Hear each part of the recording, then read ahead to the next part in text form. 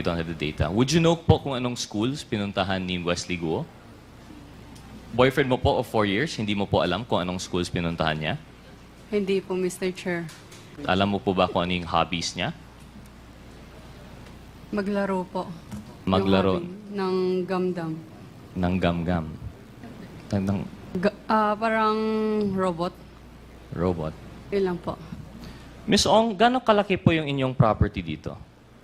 Tama po ba? That's like a little massage house in the middle of the lake behind the bigger mansion proper. Tama po ba, Miss Ong? Lahat po yan, bahay po. Wala pong massage. Wala massage. Yung Gitna. So Yes lahat po. yan bahay. So yung Opo. Gitna. So gano'ng kalaki po itong property nyo? Yung lot po is around 3 hectares po. 3 hectares yung lot. And Yes all po. of this at the tender age of 24.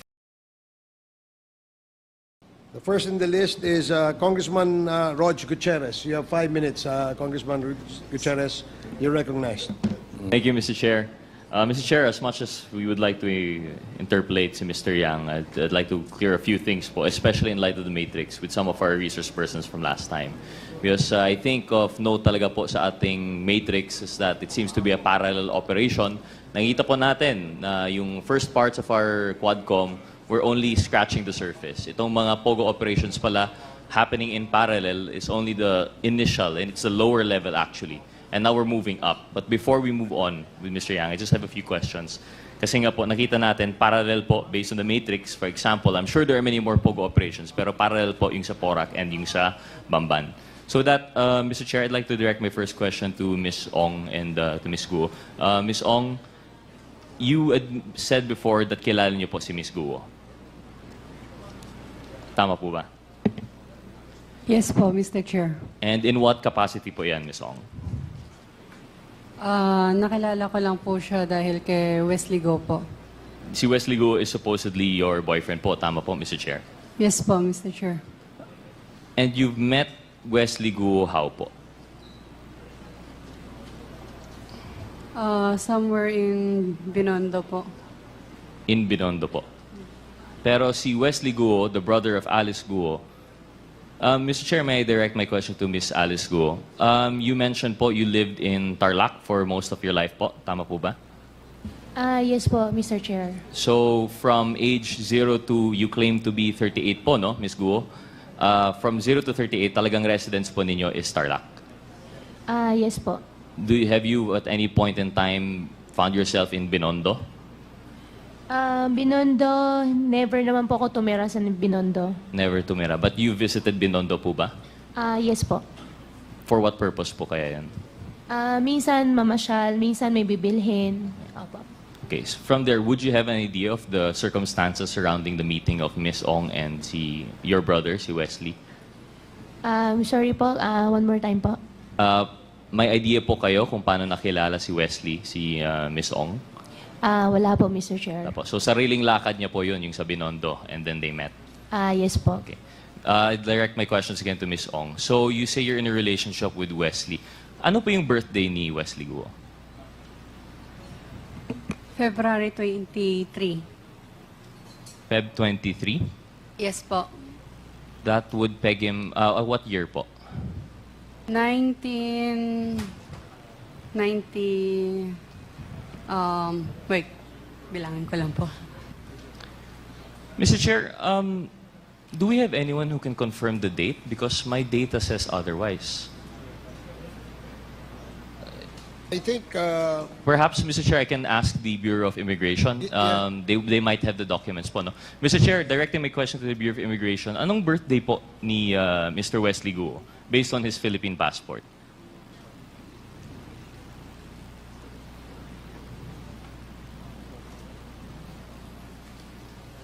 Mr. Chair, good evening. Unfortunately, we don't have it, but I undertake to give it before the end of the session, sir. Okay, please can we confirm? Because as far as I understand, I've seen the picture of the passport and it said February 1.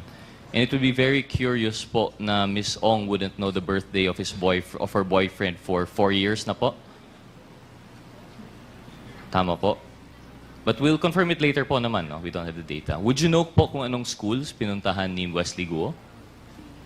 Boyfriend mo po of 4 years, hindi mo po alam kung anong schools pinuntahan niya? Hindi po, Mr. Chair.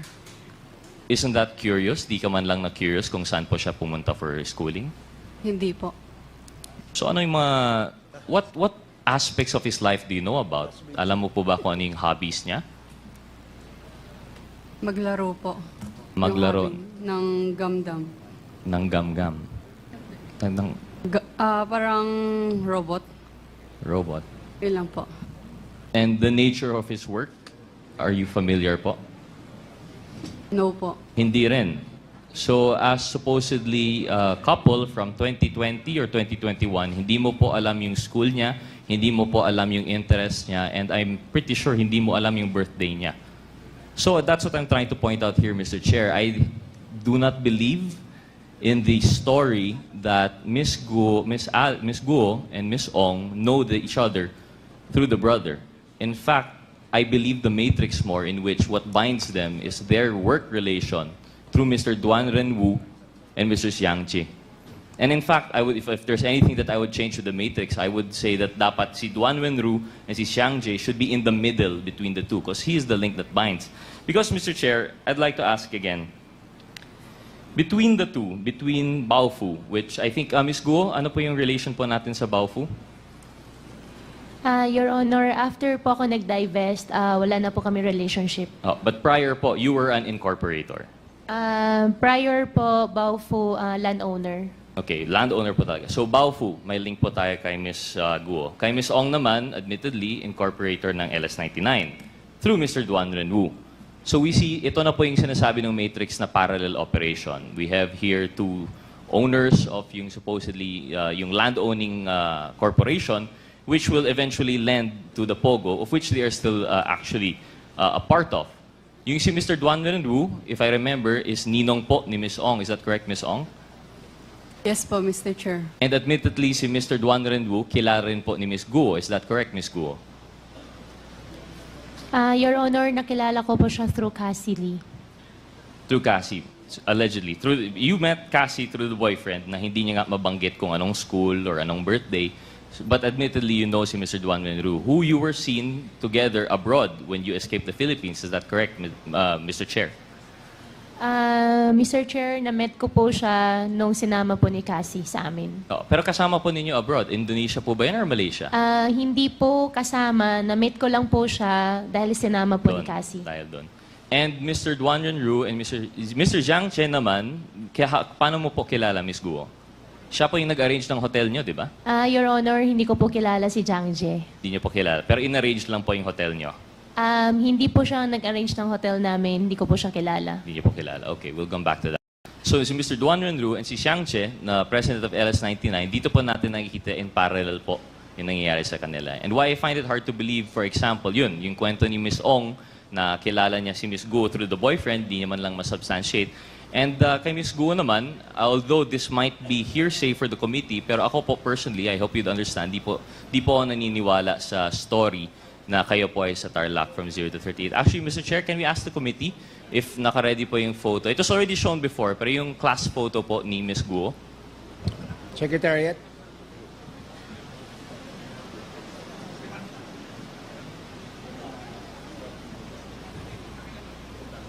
Ms. Guo, while waiting for that po, you say you were born in 1986. Tama po ba? Yes po, Your Honor. That puts you at, how old are you now po? 38. 38. And at the time, naalala niyo po yung picture po, no, na na-present last time. But you claim na di niyo po yun... Ano pong picture, invoked Your your Honor? right. Yung picture, class picture niyo po. I invoke my right. You Opo. invoked your right. Pwede mo naman sabihin na hindi ikaw yun, di ba?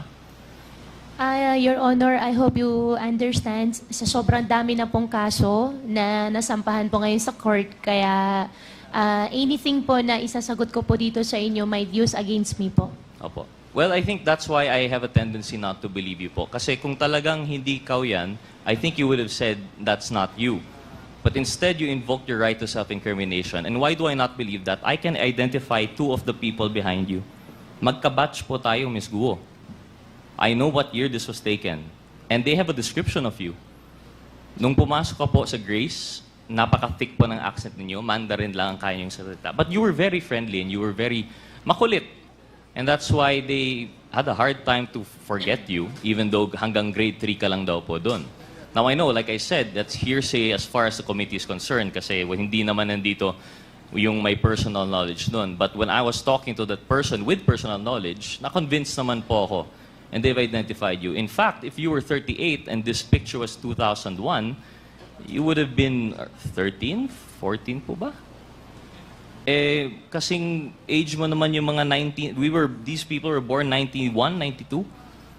Kasize mo naman po, I don't think you're that much older than them. And that's why I really don't buy that story that you were born in 1986. And I don't buy the story that this is not you. In fact, they called you Ping. Ping po yung nickname nyo dito. But anyway, that's just to prove the point po, no? But what does that say about the testimony here before us? Thank you, Comsec, for the picture. We have a Latin maxim po, no? Falsis in uno, falsus in omnibus. When you're false in one thing, it's false in everything. So this puts into light every statement that you have made. Of course, aside from the statements made regarding the right against self-incrimination. But if we're talking po about everything she said, that she was in Tarlac for 30 years, that all of her life, or the fact po that she was not the person in the Bamban resolution, this is going to be your testimony versus documentary evidence. Yung Bamban resolution number 185 series of 2020, citing you as the applicant for Hongsheng Gaming, ano po yung sagot mo doon? You said you have no recollection at all kung paano nasama yung pangalan po ninyo. Tama po ba yan, Mr. Chair? Mr. Chair, all related Hongsheng, Baofu, I invoke my right against self-incrimination po. Okay. And just proves it even more. If you can't relate to us how you're related to the resto, then I guess the document stands po na may kinalaman po kayo sa Hongsheng. Another thing po, you claim na walang Filipinos involved sa escape. How do we know that we can take that for granted? Kasi, yun nga, as far as we're concerned, false in one, false in all. And then, of course, the allegations that 3.2 billion was transferred to Hongsheng through the partners mentioned earlier. And it's parallel also because I remember, if I'm not mistaken, Chair Dan Fernandez mentioned there was also a similar transfer going on between Mr. Duan Renwu and Miss Cassandra Ong. So, we see nga po na talagang I think may basis yung matrix, talagang parallel yung operations. And I think that's as much as we can get from them. Baofu and Hongsheng versus Lucky South 99 and Whirlwind are two sides of the same coin. They're parallel operations held by a consistent cast of characters. And now that the Quadcom is digging deeper, we're now moving up the ladder. Unfortunately, I don't think we'll be able to get anything more from Ms. Ong and Ms. Guo, given that they have cases and they have repeatedly cited their right. They've repeatedly invoked the right against self-incrimination. So I think we have no choice but to move on with the matrix. So with that, Mr. Chair, I'd be asking my questions to Mr. Yang. Yeah, but before that, Your Honor, let me ask the lawyer of Ms. Alice Guo. Your participation here is to advise your client only of her legal rights.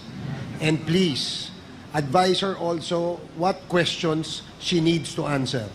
If the question being asked, being propounded by a member is not related to the case that she is facing, then you have to compel her to answer. And that goes the same with other counsels present. Okay, para lang ho maliwanag, that's our ground rules. Alam naman po ninyo, kayong mga lawyers, alam nyo naman po kung ano yung makakaapekto sa kaso nila. Kaya wag nyo silang pabayaang magtago sa likod ng right against self-incrimination. And we just want to make that clear. Please continue, Congressman Gutierrez. Thank you, Mr. Chair. Mr. Chair, before I move on, I'd like to go back. I still have 2 more photos with the ComSec on the issues of Ms. Ong and Ms. Guo. Committee Secretariat, may we ask for the pictures of Lucky South 99 and yung Hongsheng to be displayed? May I ask, Mr. Chair, the PAOCC, si Dr. Casio, Mr. Chair, generally ang POGO, kailangan po ba compound talaga? If I understand correctly, meron po tayong mga POGO operations within Metro Manila. Is that correct? Yes, Mr. Chair, Honorable Gutierrez, in the past, PAGCOR allowed what was dubbed as hubs. By hubs, meaning to say different locators, different POGO operators can exist within one hub. But if I do recall, the only hubs that were ever licensed by PAGCOR were the one in Clark, Sun Valley, which was raided by the ACG and PAOK on May of last year.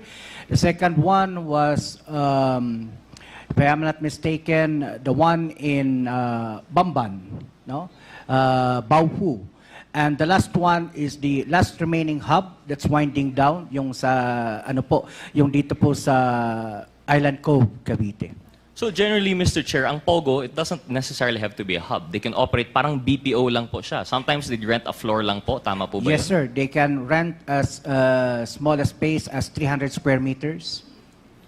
Thank you, Mr. Chair, for clarifying. So para lang alam ng ating mga kababayan, kasi nabanggit po ng PAGCOR, meron pong 240 plus na nabanggit ng mga POGO. Baka iniisip po nila lahat yun POGO hub.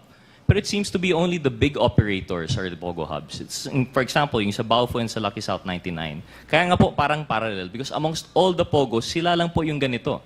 Sila lang po yung may hub. And it seems to indicate na they have the same modus operandi and they have the same intention to include mga love scam, mga cryptocurrency scamming, and other related crimes. Kasi hindi naman po yan manggagawa sa 300 square meter na office building po, no? So I think this is just another point of parallelism between the two. And then one more thing, Mr. Chair, Committee Secretary, yung next picture po, please, yung mansion.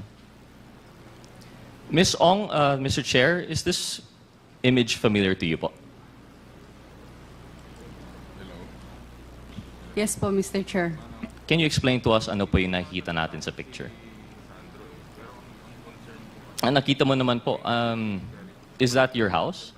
Yes po, Mr. Chair. Ito yung mansion po ninyo sa Porac?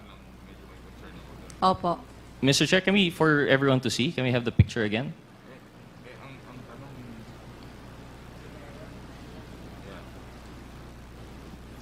Miss Ong, gano'ng kalaki po yung inyong property dito? Tama po ba? That's like a little massage house in the middle of the lake behind the bigger mansion proper. Tama po ba, Miss Ong? Lahat po yan, bahay po. Wala pong massage. Wala massage. Yung Gitna. So Yes lahat po. yan bahay. So yung Opo. Gitna. So gano'ng kalaki po itong property nyo? Yung lot po is around 3 hectares po. 3 hectares yung lot. And Yes all po. of this at the tender age of 24. Would you care to substantiate how you made your money out of this? Lahat po yan na-inherit po ba, Mr. Chair? Mr. Chair, I invoke my right. You po. invoke your Pasensya right. na po Of kasi course. meron pong kinasa sa akin. Kasi nga po, kahit yung reasoning na binigay mo last time na 35 million per month, hindi rin yun tama eh. Kasi at 35 billion per month na you would make out of the 70,000 hectares that you were renting out, that's only still just 35 million, which wouldn't account for the billions of worth. Sabi niyo po, wala po kayong inutang to make yung phase 1, phase 2, phase 3, not including itong mansion po ninyo. Because the truth of the matter is, based on the reports, if we're to believe, this is actually bahay ni Mr. Duan Renwu. Hindi naman po ito sa'yo. You're going to invoke your right or you're going to deny it, that's fine, Ms. Ong. But I'm just presenting it for the facts that the unbelievable story of rags to riches at 24 through inheritance from your mom, based on nothing more than the right connections at the right time, parang sobrang unbelievable po. We are more inclined to believe these parallel operations in which at the center is Duan Renwu and everyone else going up. So with that, Mr. Chair, I'll conclude na po yung kay Ms. Ong and kay Ms. Guo. I'd like to go on po as we go up with the ladder kay Mr. Yang. Thank you, Committee Secretary, for the picture.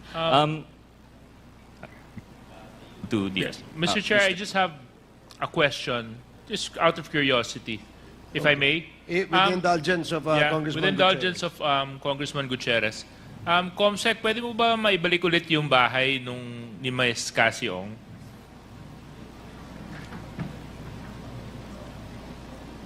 Ms. Cassie, pwede niyo po bang sabihin niyo kung tama po yung pagkaunawa ko dito sa litrato?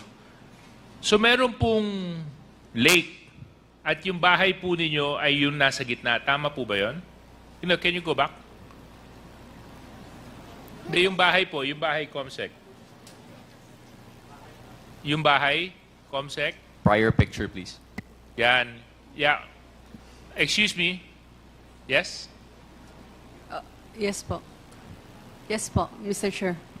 So yung bahay po, ano po yung nasa gitna ng lake? Bahay po. Tapos ito pong nandito sa may bandang baba. Bahay din po, Mr. Chair. Oh, so you have a house within a house? At tapos yung nandun po sa ibabaw niya na parang kulay puti na I don't know how you describe it. Parang ano ba yan? Is that also a body of water? Garden po yan, Mr. Chair. Garden. Okay. Yeah, itong lake po ito is man-made or natural? Can I consult my lawyer po? No, I mean, it's actually whether it's Man Lake po, Mr. Chair. huh? Man Lake po. Man-made. Man-made. Gaano kalalim po yung lake? Hindi ko po sure, Mr. Chair. Thank you very much. I'm just trying to figure out kasi yung figures na binanggit ni Kong Rods. At medyo kinakwenta ko po kung magkano aabutin to kasi kung man-made po yan, Chairman, at saka kung gaano kalalim at yung lawak, tapos nice to live there, ah. Thank you very much, Mr. Chair. Okay, please proceed. Thank you, Mr. Chair, and I agree with the good Deputy Speaker. Kaya nga po yung punto na natin doon, yung 35 million nga, kulang na po yun for phase 1, 2, and 3 of Whirlwind. Paano pa kaya yung 3-hectare lot with mansion na pinakita po natin? But anyway, the bright side to this, with the efforts of the Quadcom, I believe the proper cases have been filed against the parties, so we can leave po yung parallel operations on the ground. Doon na lang po yun. We leave it to our good partners in service executive branch.